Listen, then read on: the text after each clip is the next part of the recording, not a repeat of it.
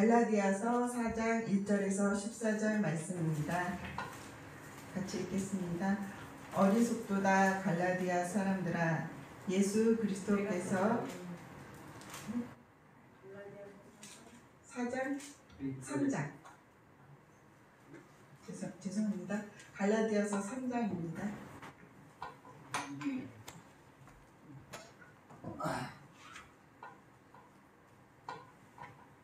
제가 의진이한테 잘못 쳐줬어요.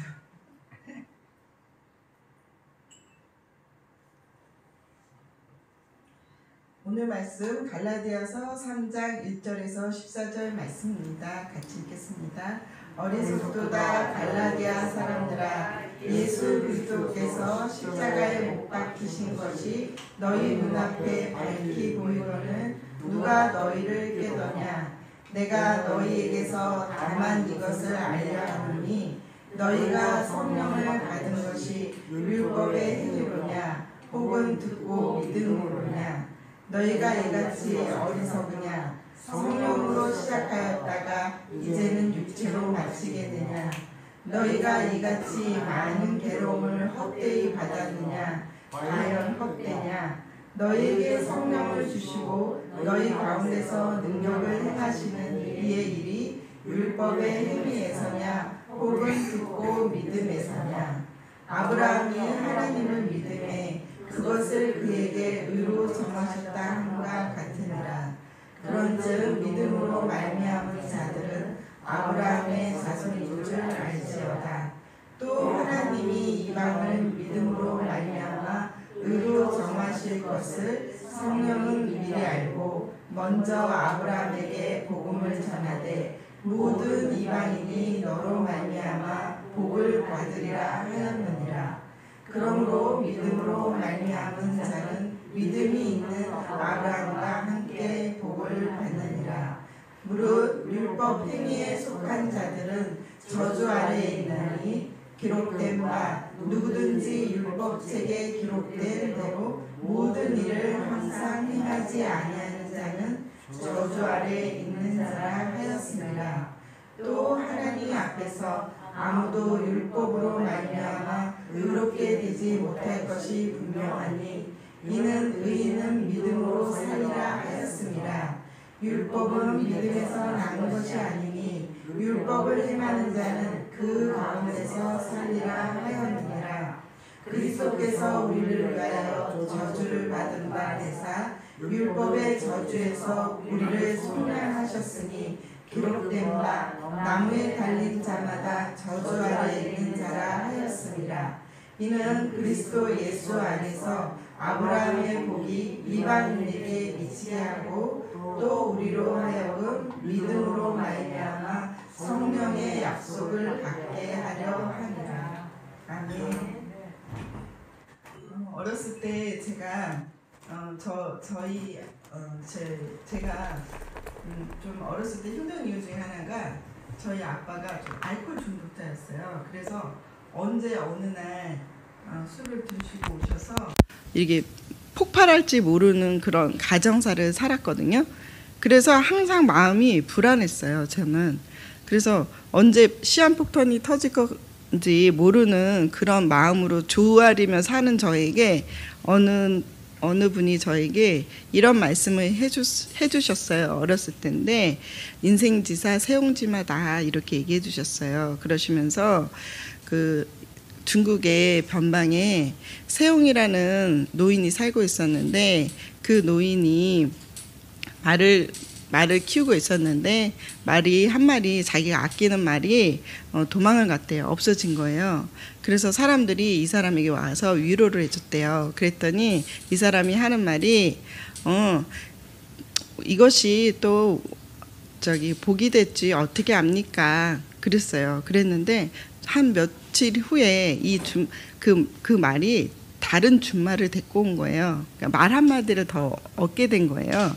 그러니까 사람들이 또 축복을 해주면서 잘 됐네요 그랬대요. 그랬더니 이 노인이 이것이 저에게 또 하가 될지 어떻게 합니까? 그랬는데 정말 그 이후로 그 준말을 타고 그 아들이 준말을 타고 말에서 떨어진 거예요. 그래서 절름발이가 된 거예요. 그래서 또 사람들이 그 노인을 찾아가서 위로를 해줬대요. 아들이 절름발이가 됐으니까.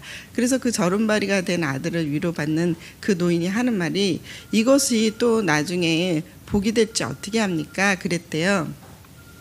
그랬더니 아버지가 그 이야기를 저한테 해주면서 인생이 그렇다. 오늘 이렇게 힘든 일이 있다 해서 그것이 다가 아니고 또 안 좋은 일이 있다 해서 그것이 다가 아니다. 또 힘든 일도 또 어려운 일도 그냥 다 지나간다는 의미로 저한테는 그렇게 얘기해 주셨어요. 그러면서 저도 그 이야기를 들으면서 근데 저는 그 말씀에서 뭐가 남았냐면 이제 좋은 일이 있은 다음에 또 화가 일어나잖아요. 그래서 제 안에 좋은 일이 일어나면 또 무슨 불행한 일이 생기면 어떡하지 하고 제 마음에서 그런 생각을 했던 적이 있었어요. 그런데 저의 인생의 시간이 지나고 오면서 저는 인생이 바뀌었거든요. 이제 어떻게 바뀌었냐면 제가 사람의 생각하고 사람이 알려주는 방법대로 그런 삶을 살다가 이제는 제 삶은 이제 하나님의 사람으로 성령의 사람으로 인도함을 받고 그렇게 삶을 살아가고 있습니다. 그러니 이 세계는 차원이 다른 세계예요. 세상이 뒤집어진 세계거든요. 그런 세상을 살고 있잖아요. 그래서 어렸을 때 그런 말 해준 것도 도움은 됐지만 그것이 제 영혼에 제 영혼에 그것이 크게 도움은 되지 않았어요. 정말 우리가 알아야 할 것은 이 세상을 살아가는 데 있어서 내 삶의 문제를 해결하는 문제보다 더 중요한 거는 우리의 삶이 영생의 삶을 살고 있냐, 이게 더 중요하다는 것을 이제 살아오면서 더 깨달아요. 그리고 죽음 이후에도 죽음이 아니라 삶이 있다는 것을 우리는 알게 되었잖아요. 우리의 영이 살아야 영원한 삶을 살 수 있다는 것을 알게 되었는데 어렸을 때 이런 말씀의 어떤 말들의 지표를 따라서 저의 삶에 흔들리는 제 인생을 조금 잡아보려고도 했던 저처럼 많은 사람들이 그렇게 자기 삶의 문제를 가지고 여러 방법을 찾으리라고 생각합니다. 그런데 우리 믿는 사람들에게는 하나님이 부르신 거예요. 하나님의 부르심에서 우리가 인생이 달라지는 거거든요. 우리도 똑같이 그들하고 다를 게 하나도 없는 우리거든요. 우리도 그들처럼 더 나은 것도 없고 오히려 세상을 사는 사람들보다 계산도 못하고 또 잘 살지도 못하는 우리인데 그런 우리에게 하나님이 찾아오실 때 그냥 찾아오시지는 않더라고요. 어떻게 찾아오시냐면 제 삶에 끈떨어져 있는 삶을 내 힘으로는 살 수 없네요. 내 힘으로는 이룰 수 없다라는, 뭐든지 살 수 없다라는 그 시점에서 이 믿음이 시작이 되는 것 같아요. 그래야지 세상을 바라보지 않고 세상 속에 사는 방법이 조금이라도 있다 그러면은 세상에서 살려 하는 게 우리거든요. 그런데 세상의 방법에서는 내가 삶을 살아도 전혀 삶의 어떤 문제를 내 인생의 문제를 해결할 수 없다는 것을 더 깨닫게 하시는 게 하나님의 어떤 섭리라고 저는 생각합니다. 그렇듯이 저도 인생을 살아오면서 가장 힘들었던 시간이 언제였나, 가장 아팠던 시간이 언제였나 생각해 보니까 제가 애를 낳을 때였던 것 같아요. 지금 돌이켜보면. 그래서 제가 어떤 아픔, 고통이 오더라도 내가 그때부터 지금이 더 아픈가 생각해보면 그때만큼은 아니면은 제가 어느 정도는 애도 낳았는데 내가 이 정도 고통도 못 감당할까 이럴 때가 있어요. 그런데 어떤 제가 그때 애를 낳을 때 정말 하나님이 귀한 걸 깨닫게 하신 게 사건이에요. 저한테는. 왜냐하면 애를 낳는데 왜 TV에서 보면은 드라마 속에서 아이 낳는 모습 보면 막 엄청 힘주고 막 힘이 빡 들어가가지고 막 애를 막 낳잖아요. 그런데 그런 고통을 막 생각하면서 TV를 보는데 그 고통이 저한테는 다가오지 않았었어요. 그냥 애 낳을 때 제 머릿속에 그 정도 뭔가 아프겠지, 사람 속에서 사람이 나오는데 안 아플까 그런 생각을 했었어요. 그런데 정말 그때 누군가 이런 얘기를 했어요. 하늘이 안 보인다고, 하늘이 노랗다고 그 얘기를 했는데 내가 천장을 보면서 하늘이 노랗다는데 하늘이 아직은 하얗네. 제가 누워 있으면서 하늘이 노래져야지 애가 나온다는 얘기를 했었거든요. 그래서 제가 그걸 기다리고 있었어요. 근데 사실 뱃속에 아이가 있는데 그 아이를 담고 10달을 있는 거잖아요. 근데 그게 애를 딱 갖고부터 이 몸이 자연스럽지가 않고 부자연스럽고 정말 10달이 너무너무 저는 힘들었어요. 정말 떼어버리고 싶을 만큼 힘들었어요. 그리고 마지막 9개월 만삭이 되니까 눕지도 못하고 어디서 편안하게 눕지 못하는 게 제일 힘들었거든요. 그래서 소파에서 이렇게 누워가지고 허리를 대고 이렇게 누웠었는데 그때 제가 이 애 낳는 게 이렇게 고통이라는 것을 왜 안 알려줬지 우리 엄마가. 이렇게 힘든 건지 몰랐어. 이렇게 힘든 거면 애를 안 낳았을 텐데 이런 생각도 했어요. 그리고 애를 낳는데 너무 힘들게 낳거든요. 근데 나중에 알고 봤더니 제가 골반 기형이어서 더 힘들었다고 그러더라고요. 그래서 17시간에 걸쳐서 애를 힘주고 낳아보려고 했는데 결국은 못 낳고 수술을 했어요. 근데 그 일을 통해서 제가 저 TV 속에서 어떤 누군가가 누워서 그렇게 막 애 낳는 게 힘들다 할 때 와닿지가 않았어요. 근데 막상 내가 애를 낳으면서 겪는 이 고통을 보니까 장난이 아닌 거예요. 정말 딱 죽을 것 같더라고요. 정말 죽었다 살아났다는 기분이 이런 기분이었을 것 같아요. 그래가지고 마지막으로 제가 수술실에 실려갈 때 눈을 이렇게 보니까 진짜 아무것도 안 보이고 천장도 안 보이고 아무것도 안 보이더라고요. 그러더니 이제 마취해서 깨어나서 눈을 떠보니까 애가 나 있더라고요.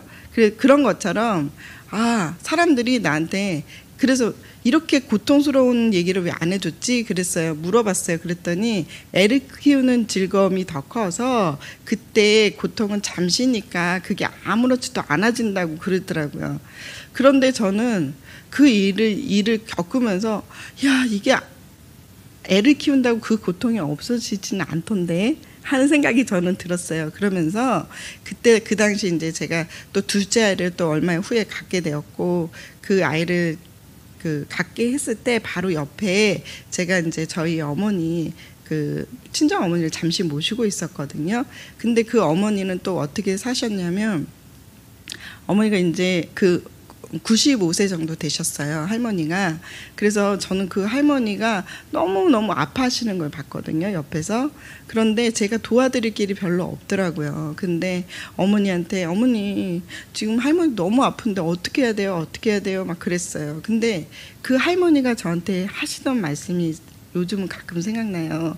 그분이 내가 왜 이렇게 아픈지 모르겠다. 내가 왜 이렇게 아픈지 모르겠다 이러셨어요. 그랬는데 우리 어머니한테 가서 시어머니께 어머니가 너무 아프시대요. 할머니 너무 아프신데 어떻게 해야 할 때 우리 어머니가 하시는 말이 얘야 사람이 그냥 죽니? 아파서 죽는 거지 그냥 죽겠니? 이런 얘기를 하시는 거예요. 그 말이 맞는 것 같더라고요. 그래서 제가 애 낳는 고통도 장난 아닌데 죽는 고통은 얼마나 할까? 이 생각이 하니까 죽음이 더 두렵더라고요. 그런데 이거는 겪어봐야 되는 거잖아요. 아무도 겪어보지는 않는 거잖아요, 죽음을. 그래서 우리는 저는 이제 이 십자가 복음을 들으니 매일 죽음이 코앞에 있는 것처럼 우리가 삶을 살아가잖아요. 저는 그렇다고 생각하는데 근데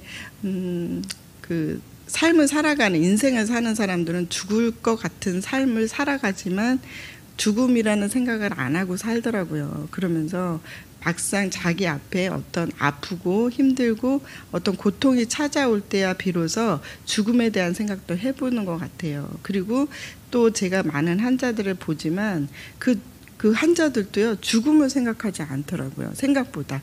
어떻게 살아야 될 것인가 그 삶의 어떤 애착을 굉장히 가지고 있는 것을 제가 많이 배웠어요. 그런데 또 우울증에 걸린 환자도 한 분 왔었었는데 저도 우울증에 걸렸었거든요. 그런데 그때 저는 우울증에 걸리니 제가 하고 싶은 거는 딱 죽고 싶은 거였거든요. 이렇게 살고 싶지 않고 나는 그냥 인생 마감하고 싶어 하고 그냥 날마다 자살을 생각했었어요. 그런데 그분이 저한테 하는 말이 그분은 우울증에서 벗어나지가 않는 거야. 이 말씀으로도 뭘로도 벗어나지지가 않는데 그분이 저한테 했던 말이 정말 충격이었어요. 뭐냐면 저는 죽음은 생각하지 않아요 였어요. 우울이 엄청 심하신데 죽음으로 가진 않는데 죽음까지 어떻게 죽음까지 생각해요? 저는 죽음은 생각하지 못했어요. 그 얘기를 하더라고요. 그러면서 그분이 결국은 이 십자가 복음을 못 듣고 가는 걸 봤어요. 그런데 정말 성경은 뭐라고 써 있냐면 죽고자 하면 살고 살고자 하면 죽는다. 그리고 구원을 얻으려 하면은 이럴 것이고 구원이 우리에게 없다는 것을 우리는 계속해서 배워가는 거거든요. 신앙은 그거 우리로부터 시작이 아니라 하나님으로부터 시작이라는 것을 우리에게 알려주고 있는데 이 십자가 복음이 유익한 건 바로 그 죽음 앞에서 우리가 생각해 볼 수 있는 시간들이 있다는 거예요. 그래서 우리가 죽음을 준비할 수도 있고요. 죽음 너머의 삶을 살 수도 있는 거예요. 그래서 우리 주님께서 우리 믿음의 사람들에게 믿음의 조상이라고 하는 아브라함에게도 그 아브라함의 단어 속에도 이미 하나님의 뜻이 다 이루어져 있더라고요.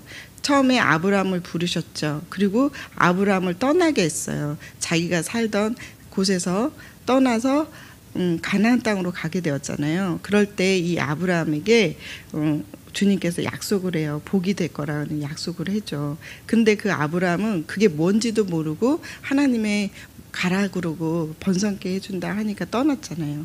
그런데 그 떠난 그 사람에게 이 아브라함에게는 아들이 약속되어지지 않았고 계속해서 기다리는 시간이 엄청 시간을 흘렀잖아요. 그러고 나서 한참 후에 86세가 되어서 인간적 계산으로 누구를 낳게 되냐면 이스마엘을 낳게 돼요. 아브라함이. 그 이스마엘을 낳고 나자 하나님이 그 이스마엘을 이제 기르고 있는 그리고 99세가 되었을 때 이스마엘을 86세에 낳더라고요. 그러고 나서 99세에 주님이 다시 찾아와서 그 얘기를 해주세요. 너를 아브라함이라 하지 않고 아브라함이라고 하겠다고. 그런데 이 아브라함의 뜻과 아브라함의 그 함자의 뜻을 히브리어로 분석을 해보니까 거기에 무슨 말이 써 있냐면 하나님의 성전의 의미가 아브라함 속에 있더라고요. 아브라함이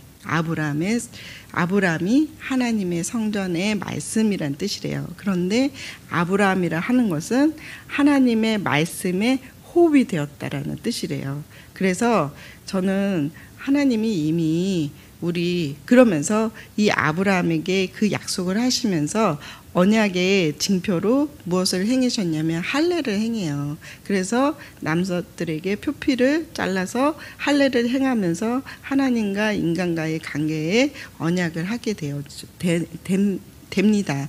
그러면서 아브라함이라고 이제 너를 아브라함이라고 부를 것이다 이렇게 얘기하시면서 우리 아브라함에게 그 믿음으로 우리도 아브라함을 통해서 하나님이 불러주시고 작정하셔서 우리에게 하나님이 무엇을 약속하셨냐면 우리 속에 아브라함처럼 하나님을 진짜 믿는 믿음, 그렇죠? 믿음에서 믿음, 이 믿음에서 믿음의 가정이 신앙의 여정인데 처음에 믿음은 하나님을 의지하고 하나님을 믿고 이런 믿음의 관계를 가지다가 하나님과 긴 믿음의 신앙의 여정 속에서 이제 하나님이 우리를 어떤 믿음으로 주시려면 우리를 하나님을 정말 사랑하게 되게 하시는 믿음. 그래서 하나님을 진짜 알게 되어서 하나님께 속한 것으로 살게 하려는 거잖아요. 그래서 이 아브라함 속에 아브라함에게 이삭을 바치는 하나님이 이삭을 바치게 하는 시험도 허락하세요. 그러면서 그 아브라함이 진짜가 되게 하시려고 믿음이 진짜 믿음으로 되게 하시려고 거듭나는 믿음으로 되게 하시려고 하나님이 다 이루시더라고요. 저는 아브라함이 뭘 잘하고 있었나라고 한번 성경을 다시 한번 몇 번씩 들여다봐도 아브라함이 잘한 건 하나도 없고요. 하나님이 의로 여겼다.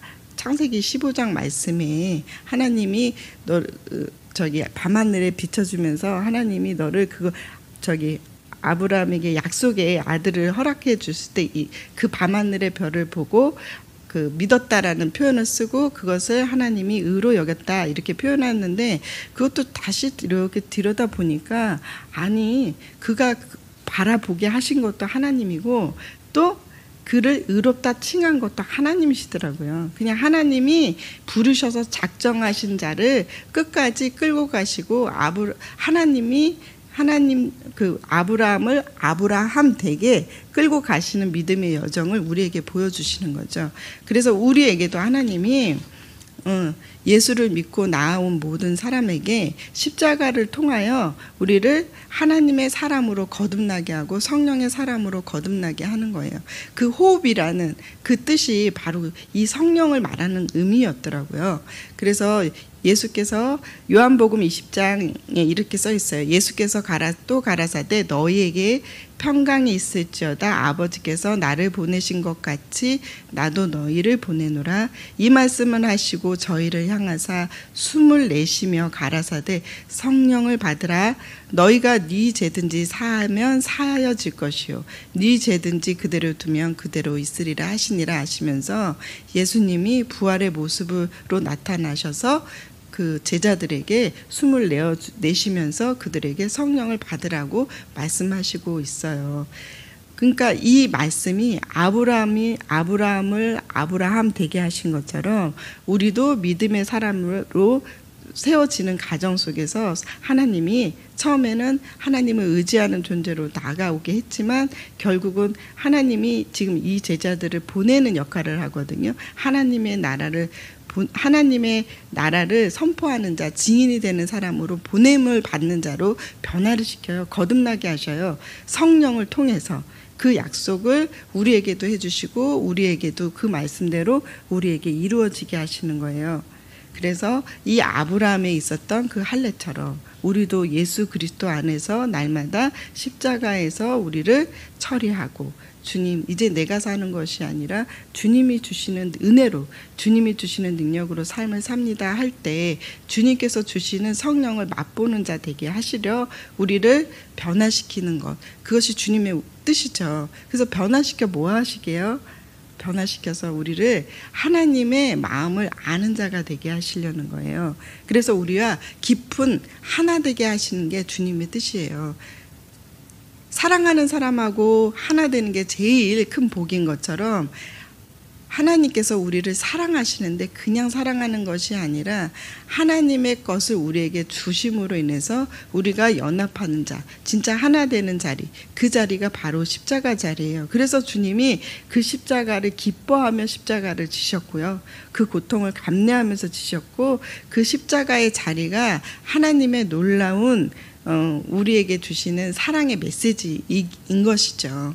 그래서 우리가 하나님이 우리를 이렇게 아브라함 되게 하는 믿음의 가정과 여정을 거쳐가는 것처럼 우리도 처음에는 몰랐던 믿음의 길을 자꾸 가면서 하나님이 하나하나 우리에게 알려주셔요. 하나하나 깨닫게 하시고 듣게 하셔요.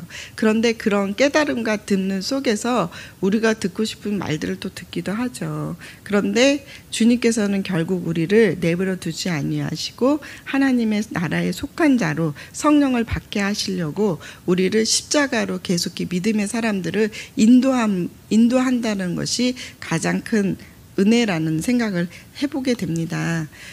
얼마 전에 제가 한동안 함께 지난번에 얘기했는데 원정 씨라고 암에 걸려서 유방암에 걸려서 얼마 전에 우리 교회에 왔었죠.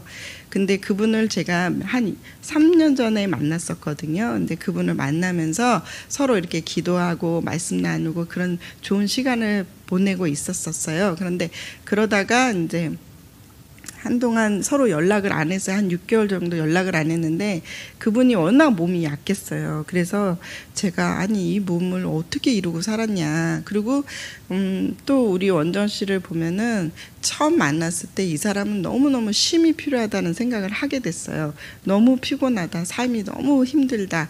피곤해서 꼭 우리 동산에 와서 쉼을 얻었으면 하는 마음이 제 마음에 있었어요. 그래서 몇 번의 초청을 했지만 안 왔어요. 그리고 한 번 왔었죠.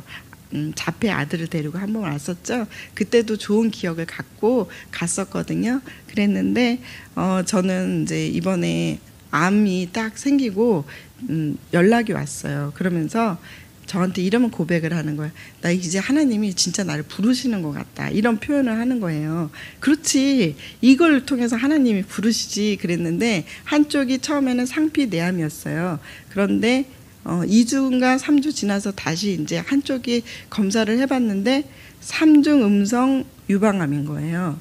그러니까 한쪽은 양성이고요. 한쪽은 음성의 아주 특이한 케이스에 유방암이 걸린 건데 이 3중 음성 유방은 그 굉장히 좀 치료하기도 어렵고 힘든 그런 암이라고 그러는데 그것도 2기로 왔더라고요.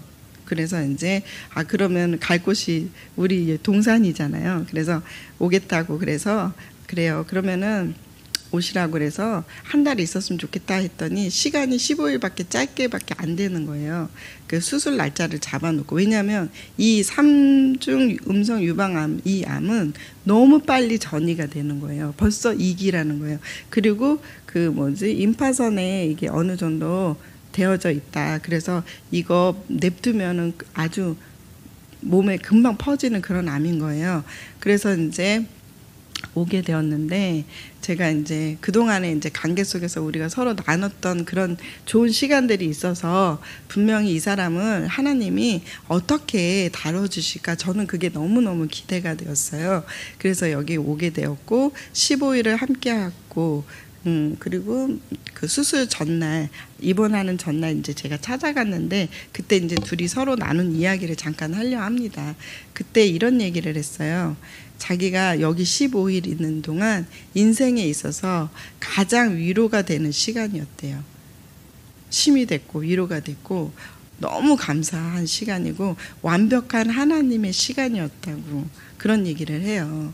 그러면서 그런데 이 3중 음성 유방암이 엄청 그 암의 어떤 뭐라 그럴까요? 그 통증도 엄청 심한 통증이 오더라고요. 기도를 하는데 정말 그 쇠붙이에 나사가 이렇게 뭐라 그래야 되나? 톱니바퀴가 달린 쇠붙이 아세요? 그런 쇠붙이가 몸에서 착착착착 일어나는 느낌처럼 그렇게 너무너무 아팠어요. 그런데 제가 아니 이렇게 아파 고통이 너무너무 심하다 그랬더니 이 사람이 어떤 때는 망치로 어떤 때는 끌 같은 걸로 자기를 패는 것 같이 아프다고 그렇게 고백을 했었거든요.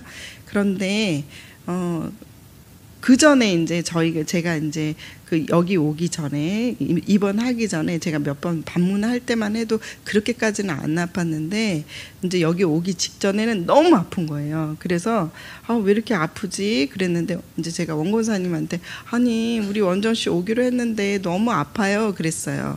그랬더니 우리 원권사님이 이런 표현을 합니다. 아무래도 두려움이 너무 커서 그런 것 같대요. 지금 수술해야 되고 그런 힘들고 이러니까 두려움이 많이 사로잡히니까 그 두려움 때문에 더 아픈 거 아니야? 이러는 거예요. 그 얘기를 들으니까 제가 정신 차려지더라고요. 그분의 아픔은 진짜 아프거든요. 만져보면 다른 그 암의 통증보다 훨씬 심한 통증이 있어요. 실제로. 그런데 이 사람이 그 유방암 지금 상황에 완전 빠져 있구나. 그러면 이걸 일으켜주는 역할을 내가 해줘야겠다라는 생각을 하게 됐어요. 그래서 목사님께서 계속 이제 붙들고 기도를 했어요. 원정 씨를. 그런데 기도를 하는데 이제 기도 받으면 좀 나아졌다가 조금 있으면 또 올라오고 그리고 밤이 되면 더 깊어지고 하는 그런 통증의 시간을 보냈었거든요. 그런데 이제 그 하루인가 이틀 있다가 목사님이 이런 표현을 했어요. 유관순 얘기를 하시면서 꼬집으면서 자기가 꼬집으면 어느 정도 통증이 아플 거라는 것을 알기 때문에 통증을 감안할 수 있다. 그 통증하고 비교해가지고 예측을 미리 해라. 어느 정도 아플 거를. 그러면 통증을 다스리라고 그런 표현을 했어요. 그러니까 이 사람이 알겠다고. 그러면서 그 믿음으로 자꾸 이렇게 주님을 봐라. 다른 거 보지 않고 주님을 보라고 얘기를 했어요. 그러고 나서 이 사람이 네. 그러면서 좀 좋아졌었어요. 그때. 그러면서 이제 좋아지니까 저랑 처음 만났을 때 누구를 소개시켜주고 싶다고 그랬거든요. 그런데 친구를 소개시켜 준 거예요. 친구가 힘든 친구가 있는데 그 친구를 데리고 와야겠다고 생각을 한다고 그러는 거예요. 그래서 그 친구를 불렀어. 초청을 하게 되었죠. 그런데 그 친구가 오고 이제 하니까 자신에게 이렇게 기도하는 시간보다 그 친구랑 목사님이 막 얘기하고 이런 시간을 거치게 되니까 이 사람 나 아픈데 나 기도해 주지 이런 마음이 더 많이 차올랐대요. 그런데 목사님이 그 친구랑 이야기하고 막 그러는 거예요. 그래서 그 친구가 뭔가 이렇게 케어 받지 못하는 느낌이 들었었나 봐요. 그러니까 살짝 시험이 왔었다 그 얘기를 하는 거예요. 그런데 제가 그때 이런 얘기를 했어요. 원정 씨한테. 그런데 하나님의 입장에서 보자.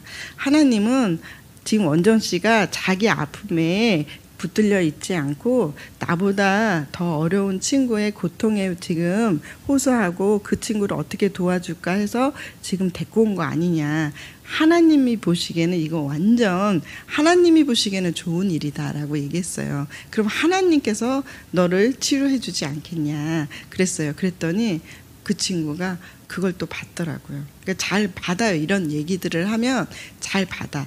그러면서 이제 이 친구도 마음이 좀 놓이게 되고 그러면서 그 친구가 또 우리 교회에 또 같이 함께 우리 공동체 안으로 또 들어온 계기가 되었잖아요. 그래서 저는 옆에서 그걸 보면서 하나님의 계획은 자꾸 이렇게 우리의 고통에 매여 있는 것이 아니라 그 고통을 통해서 하나님께 나아오고 또 그 고통을 통해서 더 옆에 있는 사람들을 돌아보고 또 주께 나오게 하는 그런 역할을 하는 우리가 되게 원하시는 거. 하나님의 관점에서 우리가 이 모든 과정을 치러간다면 더 쉽지 않을까 이런 생각을 해보게 됐어요. 그런데 마침 이제 그 15일 이후에 이제 어제 그 수술을 받게 됐어요. 근데 이 수술 받기 전에 또 무슨 일이 있었냐면 얘네가 좀 세력이 좀 아픈 세력이 좀 다른 사람보다 고통이 심하다고 했잖아요. 그러니까 우리가 다 죽이고 가자 그랬어요. 그랬고 목사님도 조금 한 2주 정도 더 기도받고 가는 게 어떠냐고 그랬어요. 그러더니 이 사람이 이런 고백을 하는 거예요. 저한테.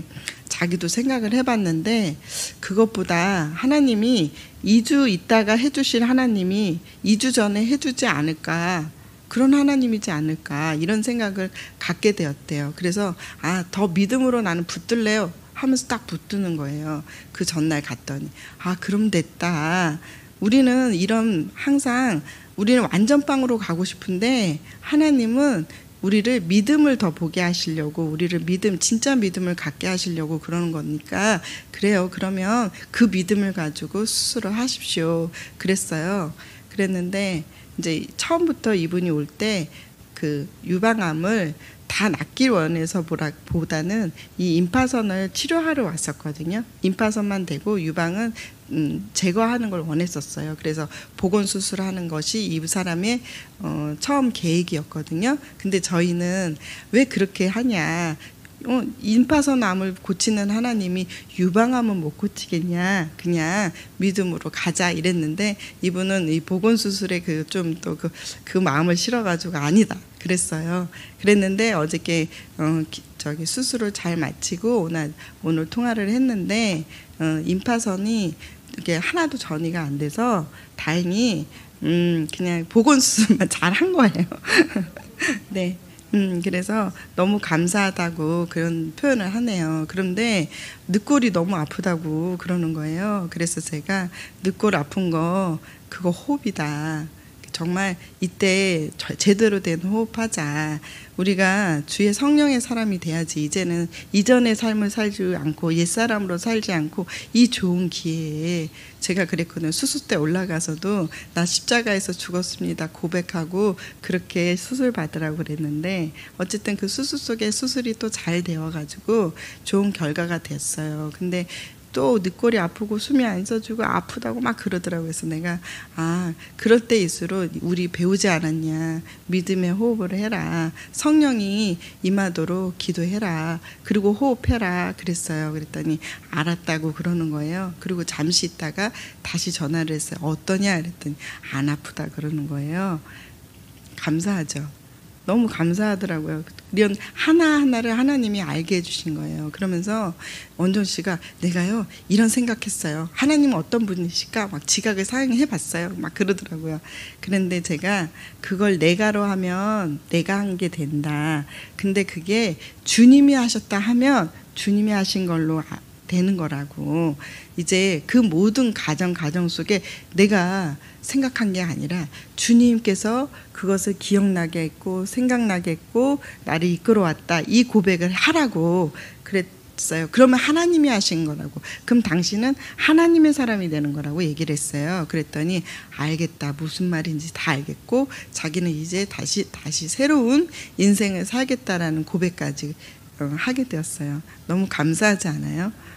그래서 저희가 그런 얘기 했었어요. 처음에 그 3중 음성 유방암 걸렸다는 얘기 듣고 제가 우리 원정 씨한테 원정 씨는 3중 음성 유방암 정도는 돼야지 주님께 끌려오나 보다고 우스갯소리로 그랬는데 감사하게 우리 이 모든 가정 속에서 하나님이 함께 해주셔서 이렇게 우리 원정 씨가 잘 이겨나가고 너무 감사해 하더라고요. 아까 전에. 그래서 그 간증을 제가 잠깐 드렸고요.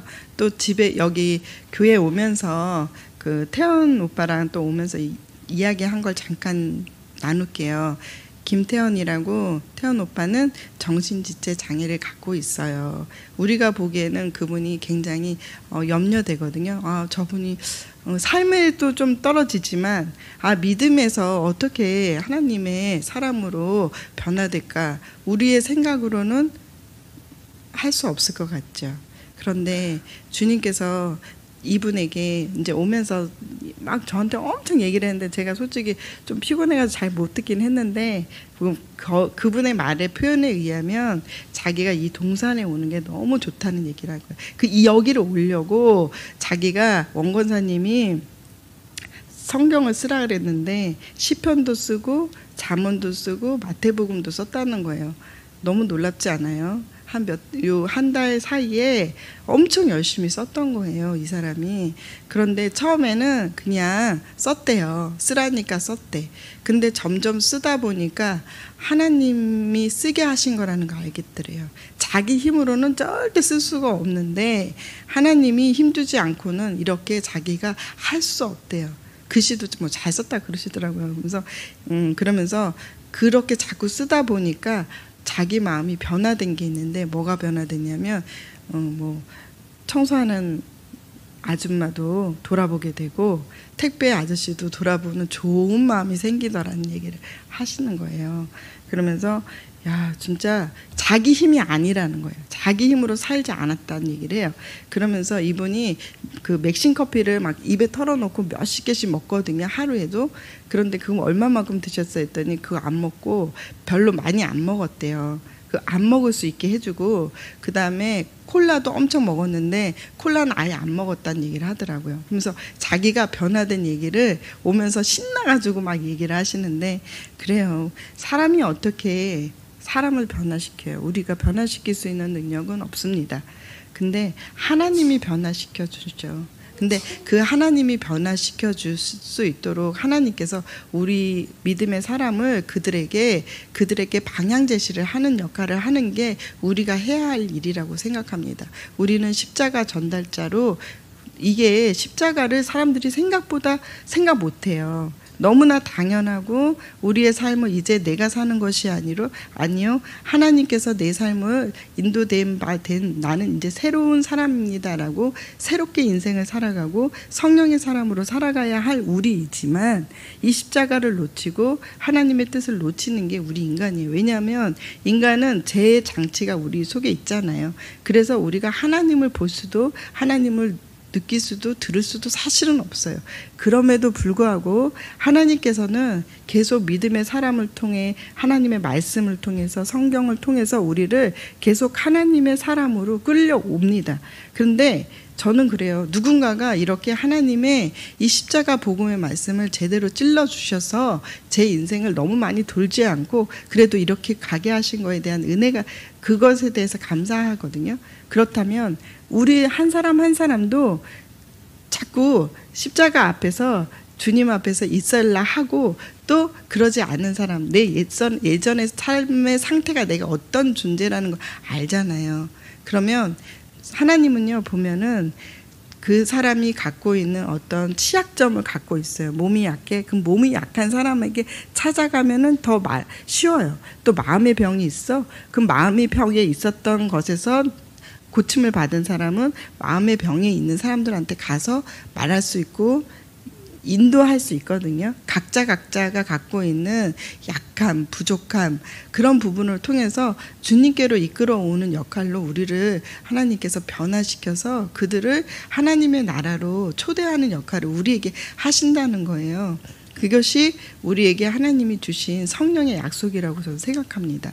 그래서 아브라함이 아브라함 된 것처럼 우리도 우리가 주의 사람으로, 성령의 사람으로 우리도 약속을 받은 자고, 또 약속받은 우리만이 아니라 우리의 주변에 우리가 말하게 하고 우리가 그들을 이끌어가고 증인이 된 사람들을 우리가 하나님의 나라의 사람으로 인도되어게 하나님이 우리를 그렇게 만들어 가신다고 생각합니다. 그 길에 있고 예수의 길에 있을 때 우리는 물고기가 물을 만나야지 숨을 쉴 수 있는 것처럼 우리도 하나님의 사람으로, 성령의 사람으로 우리가 이제 살아야지 우리도 숨을 쉴 수 있고 또 그 숨을 또 정갈시켜 줄 수도 있는 거예요. 그 성령을.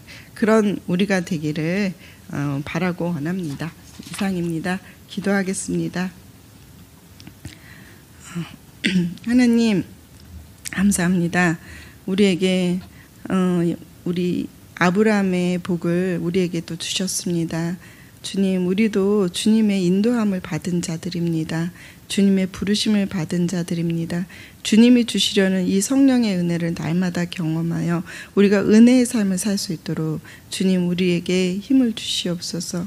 우리의 숨, 우리의 생명, 이 모든 것이 우리 것이 아니라 주님의 것임을 더 깊이 알아가는 우리가 되기를 간절히 빌고 원하며 사랑 많으신 예수님 이름으로 기도했습니다. 아멘.